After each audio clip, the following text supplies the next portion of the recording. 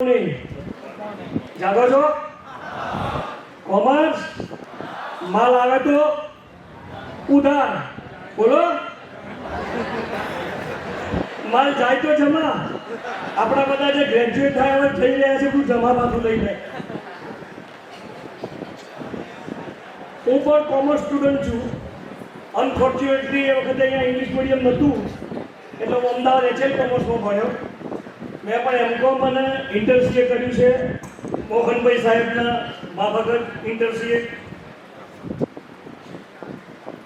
HL Shah commerce કોલેજના 58મા વાર્ષિક ઉત્સવ પ્રસંગે અત્રે ઉપસ્થિત મલાગાદી મંડળના પ્રમુખ માનનીય શ્રી મહેન્દ્ર મામા, વડોદરાથી પધારેલ મુખ્ય મહેમાન તથા આજના વક્તા શ્રી ડૉક્ટર રાજેશભાઈ મકવાણા, કોલેજના પ્રિન્સિપાલ શ્રી ગોપાલભાઈ વણકર, SRC ડૉક્ટર ઈલાબેન, પ્રાધ્યાપક ડૉક્ટર રાજેશભાઈ શ્રીમાળી, સંજયભાઈ ઢેકડી, વિદ્યાર્થી પ્રતિનિધિ દીપકુમાર ચૌહાણ, કયા વર્ષમાં?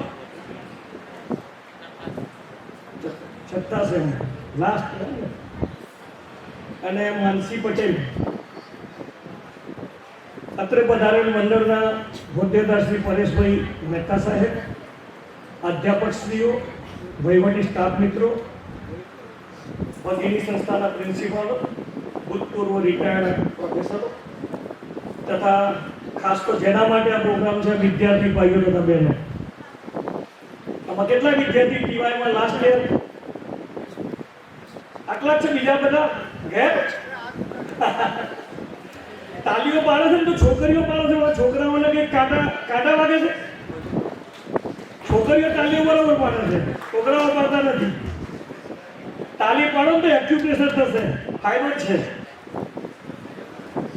તમે લોકો ખૂબ જ નસીબદાર છો. ઉત્તર ગુજરાતની આ વન ઓફ ધ બેસ્ટ કોલેજમાં તમે ભણ્યા છો,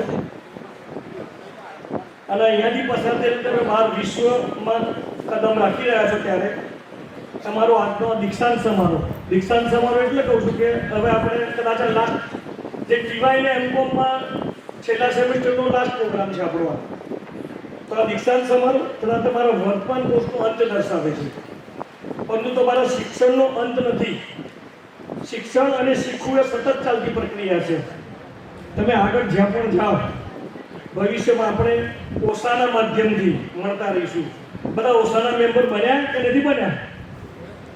લાસ્ટ યરના વિદ્યાર્થીઓ ઓસાના મેમ્બર બનો તો જ્યારે પણ ઓસાનો પ્રોગ્રામ હોય કોલેજ આપને યાદ કરે. અને કદાચ કોઈ સારી જગ્યાએ હો, ગાંધીનગરના કોઈ ઉપર પોસ્ટમાં, તો યાદ રાખજો પાછા. આઈએ તો પાછા ઓળખતા કાકા કોણ આવ્યા. અત્યારે ઘણા આપણા વિદ્યાર્થીઓ ગાંધીનગર સારી પોસ્ટ પર છે. અમે જઈએ ત્યારે તરત જ એ લોકો આપણે ML ગાંધીનું નામ સાંભળીને ફટાફટ આપણું કામ કરી દે. અને જે લોકોએ આજે જે લોકોને ઇનામ મળવાના છે, જેમણે સાંસ્કૃતિક કાર્યક્રમમાં ભાગ લીધો છે, એ તમામ મિત્રોને અમારા ખૂબ ખૂબ અભિનંદન. એકચ્યુઅલી કોમર્સ કોલેજના મંત્રી તરીકે મારા પહેલી વાર જ આવવાનું થયું. ખબર નહીં ગમે તે કારણસર સાહેબ મને બોલાવતા નહોતા કે હું ફ્રી નથી, કેમ કે સાહેબના વિદાય સમારોહ વખતે પણ હું હાજર નહોતો રહી શક્યો. એટલે પહેલી વાર મુલાકાત થઈ, આપણે બધાને મળીને આનંદ થયો. હવે મળતા રહીશું, સાહેબ બોલાવશે એટલી વાર મળતા રહીશું. અને તમે જ્યારે બહાર જઈ રહ્યા છો મોટા ફિલ્ડમાં, આ તો નાની કોમ્પિટિશન હતી, હવે તો આગળ કોઈ મોટી કોમ્પિટિશન આવશે. અને અત્યારે છોકરાઓને ઓનલાઈન રહેવાનો બહુ શોખ છે. મોટા ભાગે રાત્રે તો ઓનલાઈન જ હોય બધા. હા, ફેસબુક, ટ્વિટર, હા, ઇન્સ્ટા.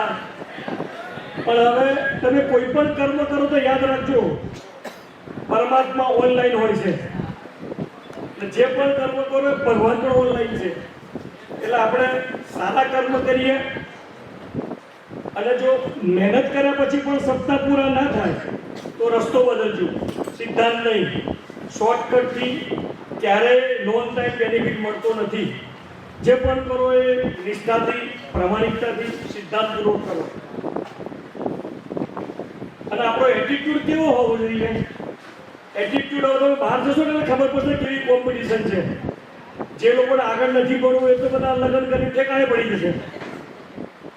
આગળ ભણવા વાળા તો બધી જગ્યાએ જીપીએસસી યુપીએસસી કોઈ પણ પરીક્ષા, આપણા દેશમાં તો હજારો વિદ્યાર્થીઓ તૈયાર છે, તો આપણો એટીટ્યુડ કેવો રાખવાનો?